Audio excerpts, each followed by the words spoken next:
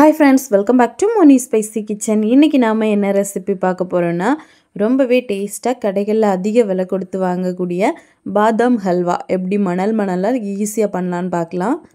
இது குழந்தைகளுக்கெல்லாம் ரொம்ப பிடிக்கும். உங்களுக்கு ஒரு எனர்ஜி பூஸ்டிங்கா கூட இருக்கும். நம்ம பாதாம் எல்லாம் போட்டுருக்கோம் அப்படிங்கறனால. அது மட்டும் இல்லாம உங்க வீட்ல ஏதாவது ஃபங்க்ஷன் அப்படினா கூட நீங்க இத செய்யலாம். ரொம்ப சூப்பரா பெர்ஃபெக்ட்டா வரும். இப்போ வாங்க இது எப்படி செய்யலாம் அப்படிங்கறத நம்ம டீடைலா பார்த்துடலாம். ஃபர்ஸ்ட் இது பண்றதுக்காக ஒரு பவுல்ல 1/2 கப் அளவுக்கு நான் பாதாம் எடுத்துர்க்கேன். இத நல்ல சூடான தண்ணி விட்டு ஒரு 10 நிமிஷத்துக்கு நம்ம ஊற வச்சிரலாம். ஊறிச்சு அப்படினா இதுல இருக்கக்கூடிய தோல் மட்டும் நமக்கு தனியா வர மாதிரி இருக்கும். அதனால ஒரு 10 நிமிஷம் ஊற விட்டுருங்க. இப்போ பாத்தீங்க அப்படினா ஒரு 10 மினிட்ஸ் ஆயிருச்சு.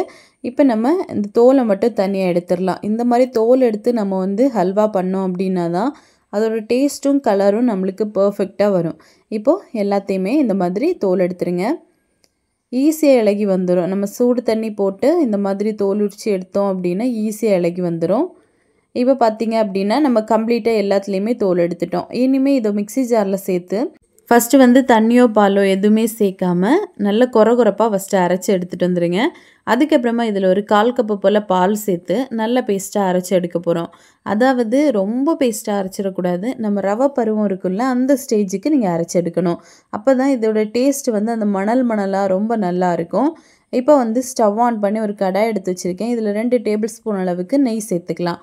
இப்போ இதுல ஒரு இன்கிரிடியன்ட் என்ன அப்படினா ரவை. இது கண்டிப்பா நம்ம சேர்க்கணும். 1 டீஸ்பூன் அளவுக்கு சேர்த்துக்கோங்க. இது நல்ல ஒரு கம்பைன் கொடுக்கும். அது மட்டும் இல்லாம நல்ல ஒரு ஷைனிங்கும் இந்த ரவை கொடுக்கும் நம்ம பாதாம் ஹல்வாக்கு. அதனால இது 1 டீஸ்பூன் சேர்த்துக்கலாம். இன் கேஸ் உங்ககிட்ட இல்ல அப்படினா நீங்க ஸ்கிப் பண்ணிருங்க. இப்போ இதுல நம்ம அரைச்ச பேஸ்ட் இருக்குல்ல அத உள்ள சேர்த்துறலாம். எல்லாத்தையுமே சேர்த்துருங்க. சேர்த்துட்டு நல்லா நம்ம மிக்ஸ் பண்ணி கொடுத்துட்டே இருக்கணும். இதோட பச்சை வாசனை ஃபர்ஸ்ட் கம்ப்ளீட்டா போணும். அந்த நெய்யில நம்ம இந்த மாதிரி வதக்கும்போது பாதாம்ல இருக்கக்கூடிய அந்த பச்சை வாசனை கம்ப்ளீட்டா போணும். அதனால நல்லா வதக்கிக்கோங்க. லோ மீடியம் ஃப்ளேம்ல தான் நம்ம கம்ப்ளீட்டா வைக்கணும். இல்ல அப்படினா அடி பிடிக்க கூட வாய்ப்பு இருக்கு. இப்போ பாத்தீங்கன்னா ஓரளவுக்கு நல்லா வதக்குனதுக்கு அப்புறமா 1/2 லிட்டர் அளவுக்கு பால் இதுல நம்ம சேர்க்கணும். சேர்த்துட்டு நல்லா மிக்ஸ் பண்ணிக்கோங்க. கெட்டிகள் எதுவும் இல்லாம நல்லா மிக்ஸ் பண்ணி எடுத்துக்கோங்க. இப்போ ஓரளவுக்கு நல்லா நம்ம மிக்ஸ் பண்ணிட்டோம். மிக்ஸ் பண்ணிட்டு இதுல நம்ம சாஃப்ரான் சேர்க்க போறோம். அதாவது குங்குமப்பூ. நம்ம ஆர்ட்டிஃபிஷியலா எந்த கலருமே ஆட் பண்ணல. இந்த குங்குமப்பூ போட்டு தான் நம்ம லேசான ஒரு yellowish கலர் கொண்டு வர போறோம். இன் கேஸ் உங்ககிட்ட இது இல்ல அப்படினா நீங்க லேசா ஒரு yellowish ஃபுட் கலர் ஆட் பண்ணலாம்.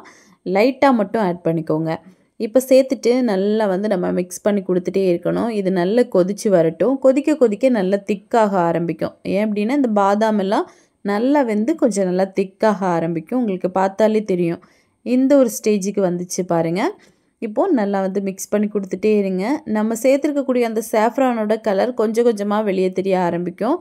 நீங்க ஒரேடியா உங்களுக்கு தெரியணும் அப்படினா கொஞ்சமா சூடான பால்ல ஃபர்ஸ்டே ஒரு 1/2 மணி நேரத்துக்கு முன்னாடி ஊற விட்டுருங்க. ஊறினதுக்கு அப்புறமா அந்த சாஃப்ரான் பால் இதுல சேர்த்தீங்க அப்படினா நல்ல கலர் கொடுக்கும். இப்போ இதுல கொஞ்சமா ஏலக்காவோட சீட் மட்டும் லேசா இடிச்சிட்டு சேர்த்திருக்கேன். நீங்க ஏலக்காய் பவுடர் கூட சேர்த்துக்கலாம். அப்புறமா ஒரு 1/4 கப் அளவு சுகர் ஆட் பண்ணியிருக்கேன். நான் இனிப்பு மைல்டா தான் எடுத்திருக்கேன். நீங்க அதிகமா சாப்பிடுவீங்க அப்படினா ஒரு 3/4 கப்லேருந்து 1 கப் வரைக்கும் நீங்க சுகர் ஆட் பண்ணிக்கலாம். அது நல்ல இனிப்பா இருக்கும். டேஸ்டாவும் இருக்கும். இப்போ சேர்த்துட்டு நல்லா இந்த மாதிரி கலந்து கொடுத்துட்டே இருக்கணும். இது பாத்தீங்க அப்படினா கடாயில ஒட்டாம வந்துட்டு இருக்கணும். இப்போ பாத்தீங்கன்னா ஓரளவுக்கு கடாயில ஒட்டாம வருது. இந்த ஸ்டேஜ்ல 1 டேபிள் ஸ்பூன் அளவுக்கு நெய் ஆட் பண்ணிக்கலாம்.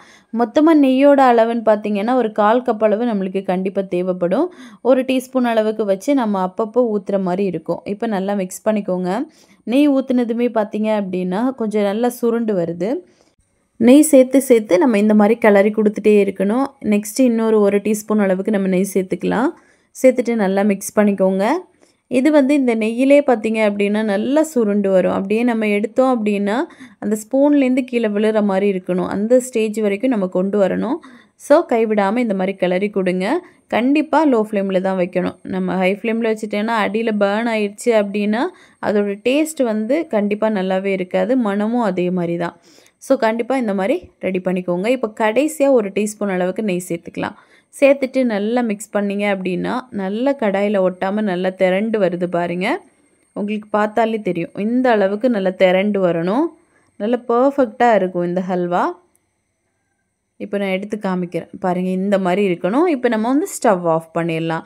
ரொம்ப சூப்பராக நம்மளுக்கு வந்து ஹல்வா ரெடி ஆயிடுச்சு. இது இமீடியேட்டாக நீங்கள் சூடாக சாப்பிட்டீங்க அப்படின்னா ரொம்ப ரொம்ப டேஸ்ட்டாக இருக்கும். கொஞ்சம் ஆறுனதுக்கப்புறம் சாப்பிட்டீங்க அப்படின்னா குழந்தைங்களுக்கெல்லாம் ரொம்ப பிடிக்கும். ஸோ கண்டிப்பாக நீங்கள் வந்து ட்ரை பண்ணலாம்.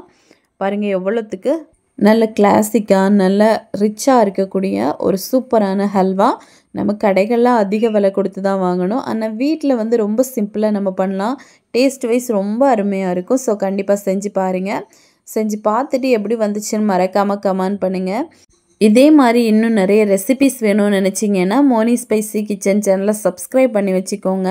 லைக் பண்ணுங்கள், ஷேர் பண்ணுங்கள். நெக்ஸ்ட் இன்னொரு வீடியோவில் உங்களை சந்திக்கும் வரை டேக் கேர், பாய்.